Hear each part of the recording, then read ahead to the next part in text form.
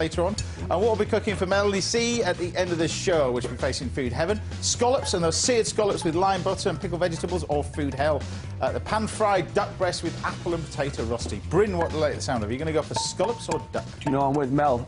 Scallop is my heaven dish as well, so I've got to go scallops. There you go, scallops it is. Right, cooking next is a man who uses his Welsh heritage and his classic culinary training to produce some of the heartiest and tastiest food in London. It's the brilliant Mr. Bryn Williams. Thank you. Great to have you on the back on the show. So what on the menu is beef cheeks. Yeah, it's a winter warmer really. Braised beef cheeks, mashed potato, parsley, shallot salad. Sounds good to me. It's a one-pot wonder really. So what we're going to do first. Obviously, this is the whole cheek of the beef. Sometimes they call them chaps, beef chaps, beef cheeks. Yeah. So what we'll do, they've all been skinned off. Just cut them in half. You can get 2 portions out of each cheek. And you're going to put some onions, carrots, bay leaf, thyme, all the marination. So we've got peppercorns in there as well. Yep. Thyme. You're keeping the veg. Leaf. Keep the veg fairly big because we're going to marinate it for 24 hours. That's what we're going to do. Right.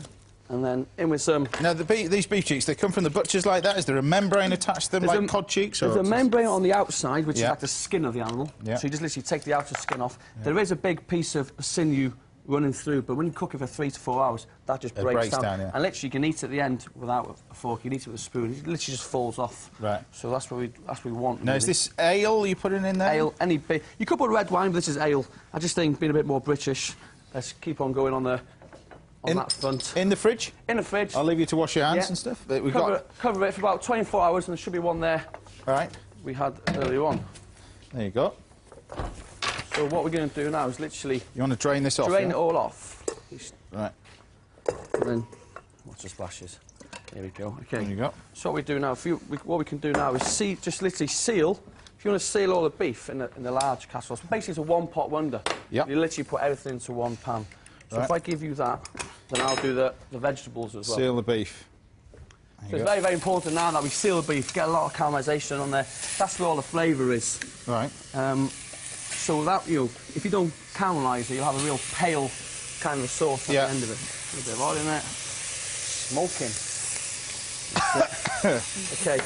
And the same thing with all the vegetables that we've drained off. We're just going to roast them all off. And again, get all the caramelisation, get all the colour on there.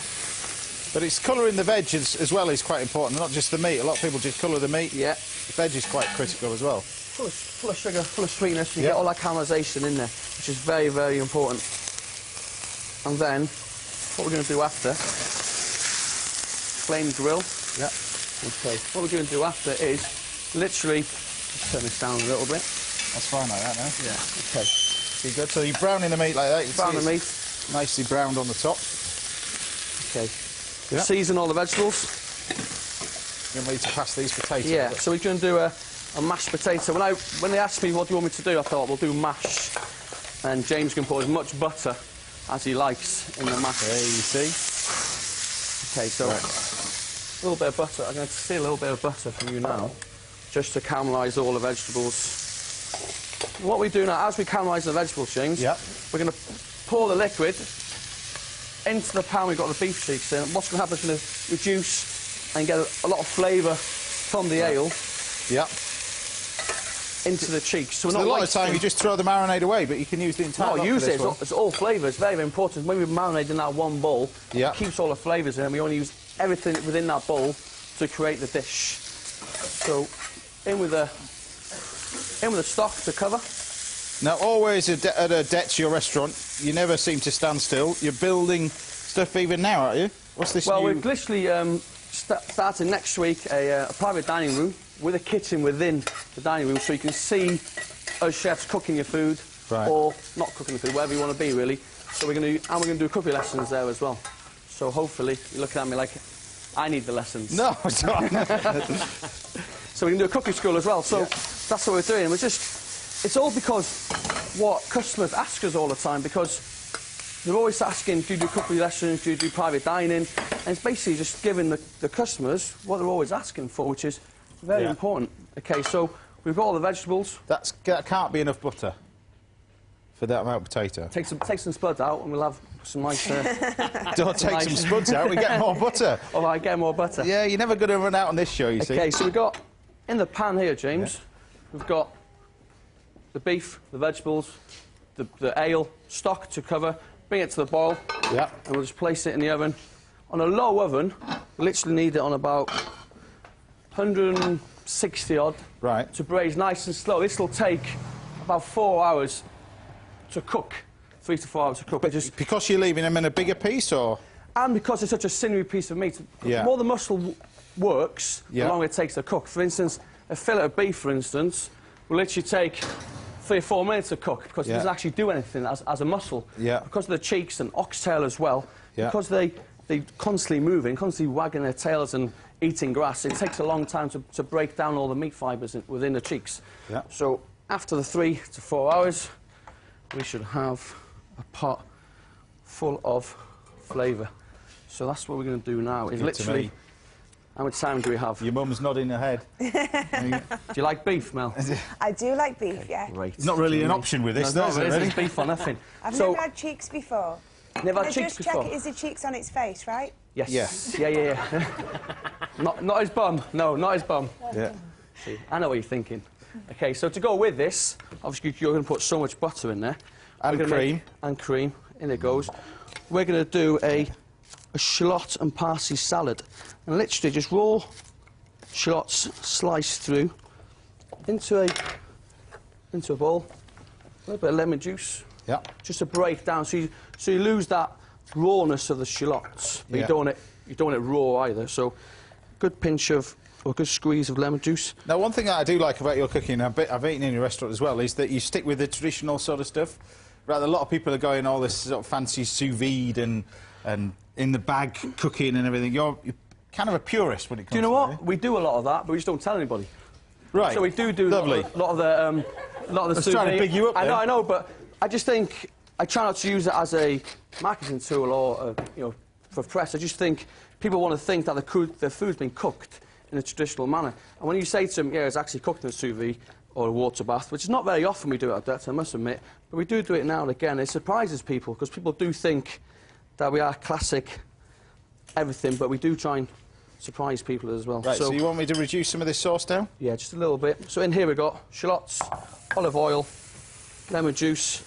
There you go. Don't forget that all today's studio recipes, including this one from BRYN, are on our website. Go to bbc.co.uk/Saturday Kitchen. You can find dishes from our previous shows at bbc.co.uk/recipes. Right, that's the sauce coming down. So not as fast as that at home, obviously, because you can't see anything, but what we're going to do now is literally take a piece of the beef out.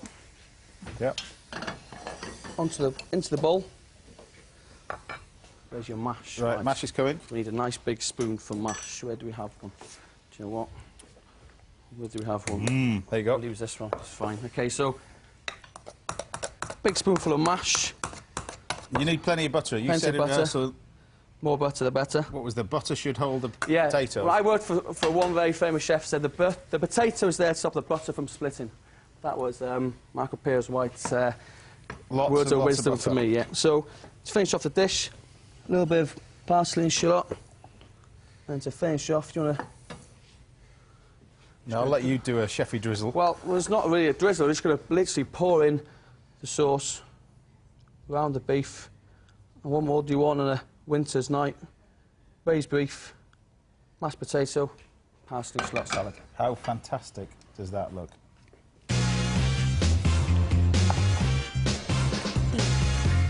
I know it looks delicious. I reckon it's going to taste as good as it looks. There you go. Dive into that. The food just keeps coming, you see. Yeah, this is great. Yeah. Well, you've got a long day. You're on, is it Extra Factor tonight? I am, which is really exciting because you get to watch the X Factor live show and then you go on and have a little chat about it. So I'm happy about that. I'm normally asleep then, but anyway, what do you reckon to that? That'd be hot. Nice and tender. So tender. It's incredible. There you go. And great if you can find it. Butchers would mainly be able to get that for you. Proper butchers. Even the supermarkets now, they do braised beef cheeks. So just ask around beef chaps or beef cheeks. Beef cheeks or beef chaps. There you go. Right, let's go back to Banbury to see what Susie has chosen to go with. BRYN's beefy cheeks.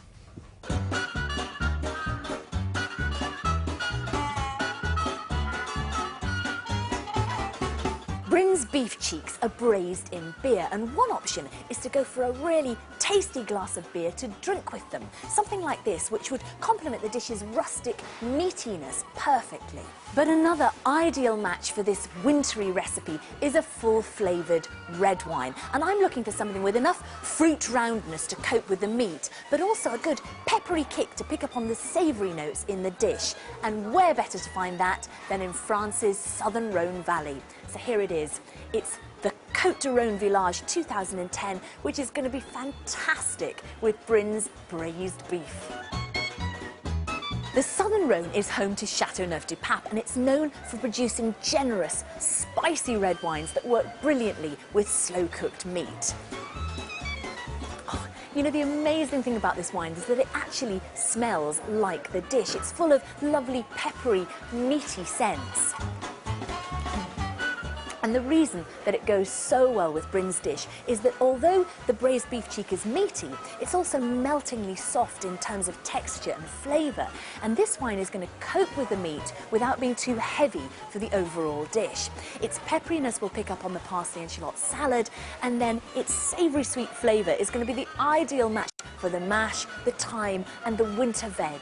BRYN, what a wonderfully comforting seasonal dish, which with a wine like this by its side is enough to keep anyone happy.